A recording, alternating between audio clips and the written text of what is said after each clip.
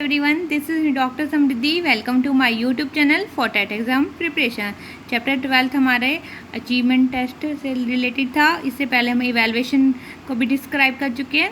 Chapter 13 हमारा learning से related है। तो आज का हमारा टॉपिक रहेगा concept, nature, characteristics and types of learning. Now discuss the concept of learning. अधिगम की अवधारणा। अधिगम मीन्स सीखना। सीखना यानी कि हम प्रत्येक दिन कुछ ना कुछ सीखते रहते हैं। Learning is said to be equivalent to change, modification, growth, development, improvement and adjustment. अधिगम जो है परिवर्तन, सुधार, वृद्धि, विकास और समायोजन के समाने हैं। गेट्स ने भी कहा है learning is modification of behaviour through experience. अधिगम जो है व्यवहार में परिवर्तन करता है अनुभव के द्वारा। Crow and crow also say learning involve the acquisition of habits, knowledge and attitudes. अधिगम के अंतर्गत आते ज्ञान तथा व्यवहार का ग्रहण करना आ जाता है। यानी कि जो लर्निंग है हमारे व्यवहार को बदलती है, जिसके कारण हमारी आते ज्ञान और व्यवहार भी बदल जाता है। Learning is the process of, learning को एक प्रक्रिया के रूप में माना गया है। एक्विजिशन ऑफ न्यू एक्सपीरियंसेस, जो अधिगम है नए अनुभवों को ग्रहण करता है। रिटेंशन ऑफ न्यू एक्सपीरियंसेस, नए अनुभवों को धारण करना। Development of experiences step by step, क्रम अनुसार अनुभवों का विकास करना। Modification of experience and creation of new experiences, अनुभवों को बदलना और नए अनुभवों को का सृजन करना। Organisation, synthesis and integration of old and new experiences, नए तथा पुराने अनुभवों का संगठन, संयोग या एकीकरण करना।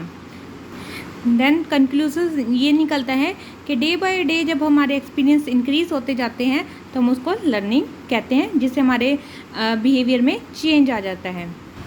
टू टाइप्स ऑफ एक्सपीरियंसेस, दो प्रकार के अनुभव होते हैं जिससे हमारी लर्निंग होती है। डायरेक्ट एक्सपीरियंस और इनडायरेक्ट एक्सपीरियंस, प्रत्यक्ष अनुभव और अप्रत्यक्ष अनुभव। प्रत्यक्ष अनुभव जिसका अनुभव हम स्वयं लेते हैं। अप्रत्यक्ष अनुभव जो हम कई बातों पर विश्वास कर लेते हैं। Direct experience, for an example, यदि आपको कहा जाए कि जल्दी मोमबत्ती को आप हाथ ना लगाए, आपका हाथ जल जाएगा, और आप उसको वैसा ही करते हो और आप जलती हुई मोमबत्ती को हाथ लगाते हो और आपका हाथ जल जाता है, तो आपका वो होता है प्रत्यक्ष अनुभव यानी डायरेक्ट एक्सपीरियंस। इनडायरेक्ट एक्सपीरियंस, यदि आपको कहा जाए कि आपको शेर के पास नहीं जाना, आपको वहाँ जाने से आपकी जान को खतरा हो सकता है, तो वो होता है इनडायरेक्ट एक्सपीरियंस। उसके लिए आप देखने नहीं, अनुभव करने नहीं जाएंगे कि मैं शेर के पास जाऊंगा तो वो मुझे कुछ कहेगा या नहीं कहेगा। और आपको एक एग्जांपल और दे सकते हैं, जैसे आपको कहा जाए कि आप किसी भी इलेक्ट्रिसिटी स्विच में आप हाथ में डालिए, आपको करंट लग सकता है, तो आप उसको हाथ डालकर नहीं देखेंगे, उसको कहेंगे इनडायरेक्ट एक्सपीरियंस कि आप सुनी सुनाई बातों पर विश्वास करते हैं। इस प्रकार आपकी लर्निंग दो प्रकार की एक्सपीरियंस होती है, direct and indirect experience. Now nature of learning. Nature of learning, behaviourist view, व्यवहारवादियों के अनुसार, व्यवहारवादियों का मानना है कि जो लर्निंग है वो चेंज द बिहेवियर है, यानी कि व्यवहार में परिवर्तन करता है।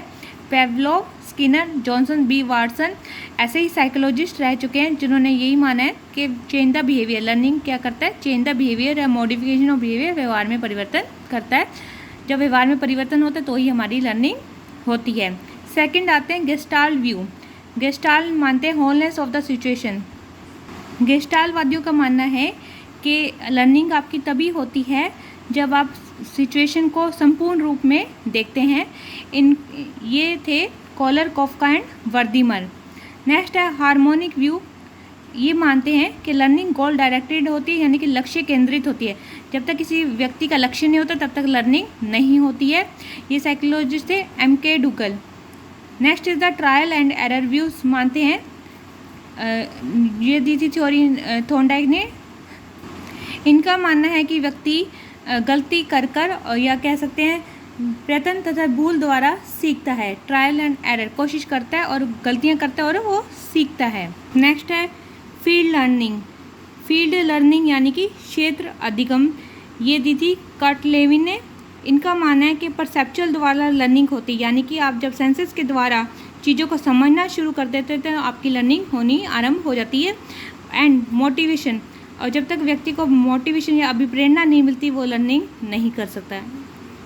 नेचर ऑफ लर्निंग की बात आते हैं। Characteristics of learning, first is the change the behaviour, व्यवहार में परिवर्तन। माना जाता है कि मनुष्य जब जब सीखता है तो उसके व्यवहार में परिवर्तन होता है, तो इसलिए हम कह सकते हैं जो अधिगम की पहली विशेषता है change the behaviour. Learning for adjustment, समायोजन के लिए अधिगम। व्यक्ति हमेशा अपने समाज में समायोजन करने के लिए भी सीखता है। Third is learning is universal, अधिगम सर्वव्यापी है। विश्व का प्रत्येक व्यक्ति हर वक्त कुछ न कुछ सीखता है, इसलिए कह सकते हैं learning is universal, it is a continuous process. Learning is never ending growth, अधिगम कभी ना समाप्त होने वाली वृद्धि है, ये कभी समाप्त नहीं होती, ये हमेशा इंक्रीज ही होती है। लर्निंग इज कंटिन्यूस, अधिगम निरंतर है, ये निरंतर चलता है, बच्चे के जन्म से लेकर मृत्यु तक, आरंभ तक चलता रहता है। लर्निंग इज पर्पस, अधिगम लक्ष्य केंद्रित है। लक्ष्य कहते हैं कि व्यक्ति का यदि लक्ष्य है तो वो जल्दी सीखता है। Next is learning is active and creative, अधिगम सक्रिय तथा रचनात्मक है। कहा जाता है कि यदि व्यक्ति खुद काम करता है तो कह सकते हैं वो जल्दी सीखता है। Next is it establishes relationship between stimulus and response, यह उद्दीपन और अनुक्रिया के मध्य संबंध को कायम रखता है। कहते हैं S+R यानी स्टिमुलस और रिस्पॉन्स जब मिलते हैं तो लर्निंग होती है। स्टिमुलस यानी कि किसी वस्तु को देकर, किसी चीज़ को देकर जब कोई अनुक्रिया उत्पन्न होती है तो हम उसे लर्निंग कहते हैं। Next is learning is transferable, अधिगम स्थानांतरण है। सीखा हुआ ज्ञान अगले आने वाले समय में काम आता है। फॉर एन एग्जाम्पल, यदि आपने साइकिल चलाना सीख रखा है तो आप इजीली स्कूटी भी चला सकते हैं। Next is learning is possible on cognitive, affective and cognitive side, ज्ञानात्मक, भावात्मक, क्रियात्मक पक्ष से संबंधित है। अधिगम तीनों पक्ष से संबंधित है, ज्ञानात्मक यानी कि माइंड, भावात्मक यानी कि आपके हार्ट एंड और क्रियात्मक यानी कि आपके फिजिकल, हम कह सकते हैं ये तीनों से संबंधित है। Next individual and social needs, व्यक्तिगत और सामाजिक आवश्यकताएं। जब व्यक्ति की व्यक्तिगत और सामाजिक आवश्यकताएं होती है तो वो लर्निंग करता है और सीखता है। मोटिव और need, goal, adjustment and changes and fiction, कहते हैं अधिगम एक ऐसी प्रक्रिया है जब व्यक्ति के सामने कोई प्रेरक, कोई आवश्यकताएं, कोई लक्ष्य, कोई समायोजन व स्थिति या कोई परिवर्तन या फिक्सेशन यानी कि कोई निश्चितता आ जाए तो व्यक्ति जल्दी सीखता है। तो ये थी कैरेक्टरिस्टिक्स ऑफ लर्निंग।